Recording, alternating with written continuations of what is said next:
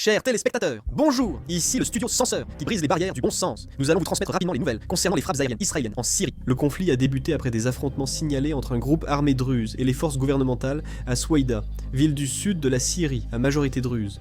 Les affrontements ont repris après la rupture du cessez-le-feu de mardi, qui faisait suite à plusieurs jours de heurts entre les deux camps. Le ministère de l'Intérieur syrien a accusé un groupe illégal d'avoir brisé la trêve et attaqué les forces gouvernementales.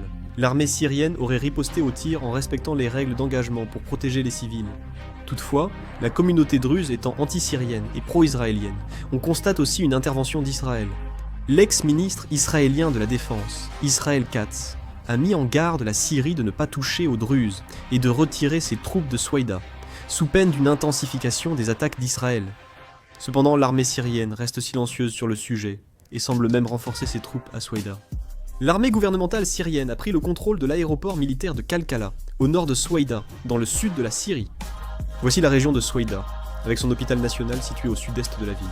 De nombreux blessés ont été transportés à l'hôpital et faute de lit, ils sont soignés dans les couloirs. Cette vidéo a été prise juste après le raid aérien sur Damas. Une vidéo montre une frappe aérienne israélienne en direct lors d'une émission d'actualité syrienne. On voit de la fumée blanche et l'animateur s'enfuit, surpris. L'armée israélienne a annoncé la poursuite de ces bombardements dans le sud syrien. L'armée israélienne a déclaré avoir visé des chars, des roquettes, des lanceurs, des armes et des pick-up munis de mitrailleuses lourdes en route vers Souaïda. Voici des images montrant l'armée israélienne en train de détruire les chars et l'équipement des forces gouvernementales syriennes, les détruisant par des frappes aériennes. Des membres de la tribu druze démantèlent la barrière frontalière israélienne, franchissent la frontière et s'enfoncent en territoire syrien, à bord d'un véhicule fourni. L'auteur du véhicule piégé est inconnu. Plus de 1000 Israéliens ont franchi la frontière, selon les confirmations. Benyamin Netanyahou, le premier ministre israélien, s'est rendu au tribunal de district de Tel Aviv pour se défendre dans son procès pour corruption en cours. Le premier ministre Netanyahou a comparu devant le tribunal pour 3 affaires, niant toutes les accusations. Le premier ministre israélien Benyamin Netanyahou a appelé les Druzes à ne pas traverser la frontière syrienne. Le premier ministre Netanyahou a déclaré que l'armée israélienne sauvait les Druzes et éliminait les bandes du régime syrien.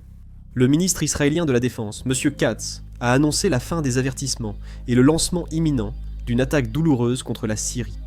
Le bureau présidentiel syrien a qualifié le conflit survenu à Souaïda d'atteinte malheureuse et l'a qualifié de criminel et d'illégal. Le président syrien a fermement condamné cet acte, promettant une enquête et s'engageant à punir les responsables. Si de nouvelles informations surviennent, je ferai une vidéo que je publierai en ligne. Je m'arrête ici, merci.